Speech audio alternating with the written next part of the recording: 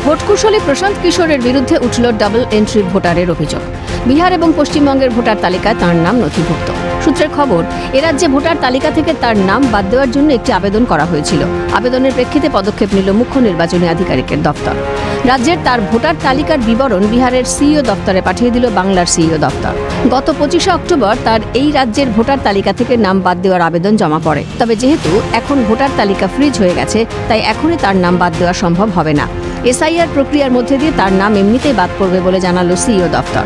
ভোটকুশলী প্রশান্তের 2 রাজ্যের ভোটার তালিকায় নাম থাকা নিয়ে রিপোর্ট চেয়েছে নির্বাচন কমিশন। পশ্চিমবঙ্গের মুখ্য নির্বাচনী আধিকারিকের কাছে চাওয়া হয়েছে রিপোর্ট। পাশাপাশি ভোটার তালিকার ডাবল এন্ট্রি নিয়ে প্রশান্ত কিশোরকে চিঠি দিলেন বিহারের কারগাহার জেলার নির্বাচনী আধিকারিক।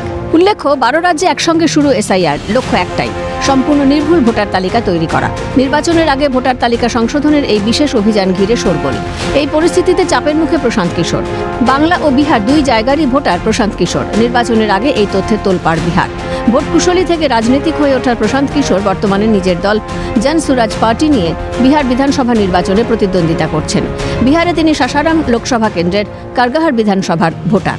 ভোটকেন্দ্র হল রোহতাস জেলার কোনার গ্রামের মধ্য বিদ্যালয়। এসআইয়ের আবহে যা নিয়ে শুরু হয়েছে জোর চর্চা। প্রসঙ্গত, 2021 সালের বিধানসভা নির্বাচনে প্রশান্ত কিশোর তৃণমূল কংগ্রেসের রাজনৈতিক পরামর্শদাতা হিসেবে কাজ করেছিলেন।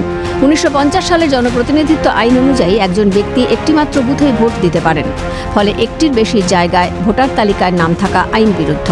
এখন এই বিষয়টি কিভাবে হলো খতিয়ে দেখছে কমিশন। খালিদ জামালের রিপোর্ট, ক্যালকাটা নিউজ।